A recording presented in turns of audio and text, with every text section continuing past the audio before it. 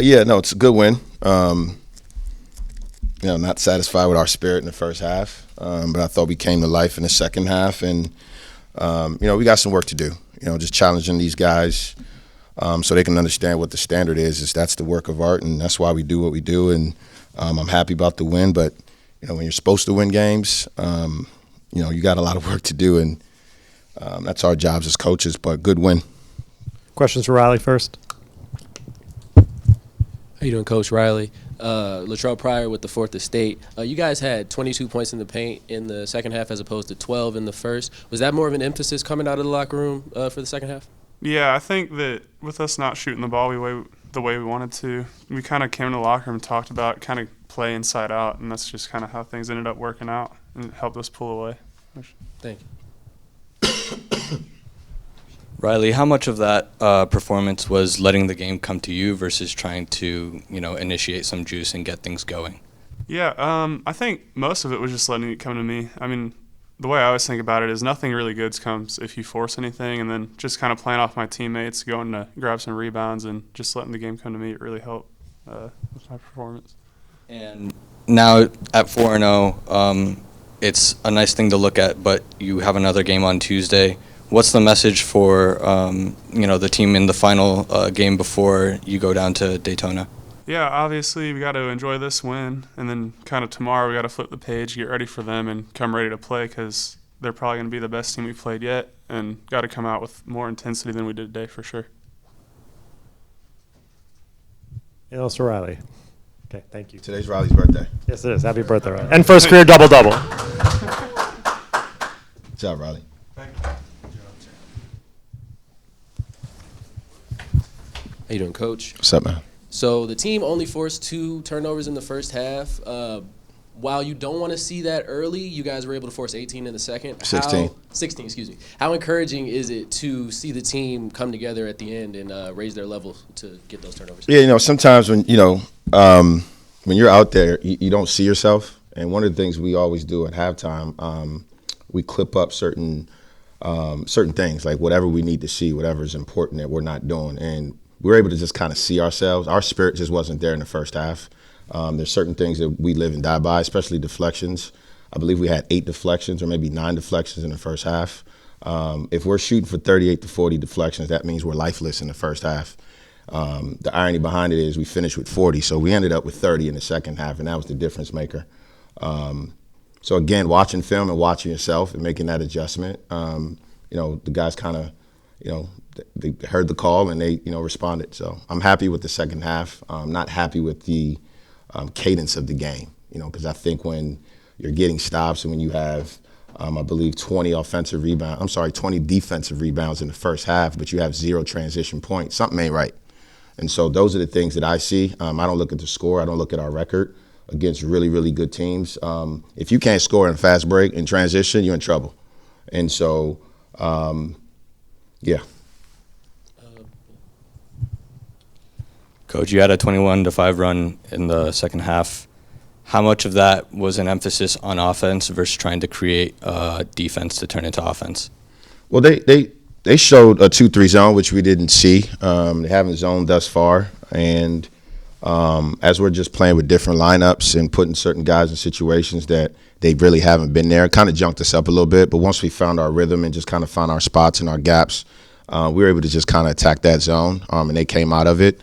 And again, all it takes is 1 or 2 plays to just bring you back to life, and I thought that we did that in the second half. How much do you really look into a 2 for 20 3-point night? Is that something where you're just like, that's the, Well, again, I'm a greedy coach, and the reality is when you go 2 for 20, and you still win by 17, you kind of got to just take it. You know what I mean? These wins they're not easy. If you make 3 or 4 of those, you win by 25 and everybody's happy. And so we've shot the ball well. I think we played with a brand new basketball today. Somebody made that point. I don't look into things like that. But maybe that affected it. I just thought, we shot the ball really, really well the last couple practices. And, Corey missed a couple shots that he normally makes. Jahari missed a couple that he makes. And these were clean looks. It wasn't like, we forced any or took any tough ones.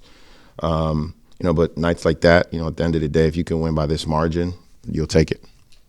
thing. You mentioned the zone.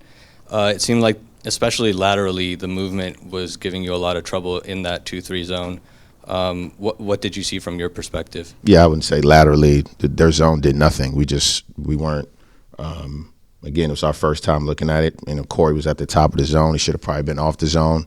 Again, when you talk about connectivity, you come into a huddle and you show these guys what to do. They've got to be a little bit more attentive to what they're doing. I think they just had a little bit of a panic. But laterally, New Hampshire didn't do anything. It was an extended 2-3 zone. You're going to see that. And I thought our adjustments possession by possession got better. I had a question about the way you spoke about energy. You started the first half with the full court press, and then you went back to it in the second around, I want to say, 18 minutes. Was that more matchup specific, or was that you trying to manufacture some energy and some intensity on this? I mean, that's just who we are. We press. Again, the last 2 games we haven't been able to press as much just because we've had guys that were injured and just don't have the depth. But with Masai coming back today, I thought we could press a little bit more. Again, these guys are doing things that they've never been asked to do before. And our zone, our matchup, and all these different things that is going to require, unfortunately, is going to require some mistakes. The one thing that we just tried to do and make an adjustment to, instead of pressing with our zone, we just went man-to-man full court because their matchup, it was presenting some problems with us a little bit, our second-line guys and stuff like that. And so, yeah, we've got to get better there. We've got to continue to learn. This game is going to be a perfect film because when you do it in practice, it's just not the same. And every team is going to present a different type of press offense, things like that. And so we're still learning. We're also still learning who can go out there and do that and who can't.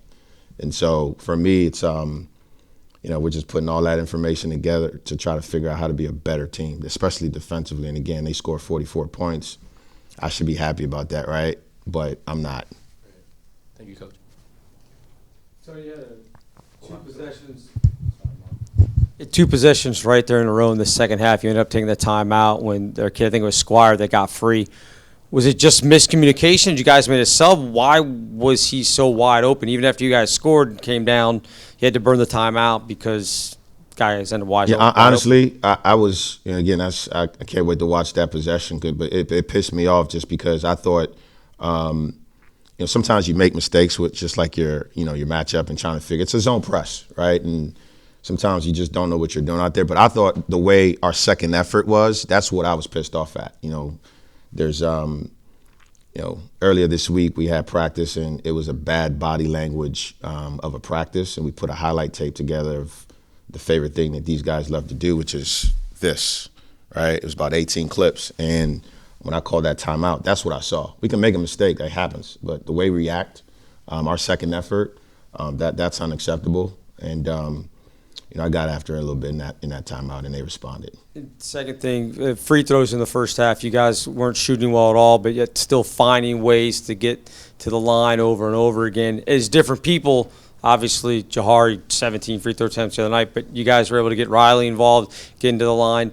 Has that been kind of an emphasis for these guys? Like, hey, shots aren't going down. We got to just take the rim. Shots going down or not. I mean, we're going to play through the paint.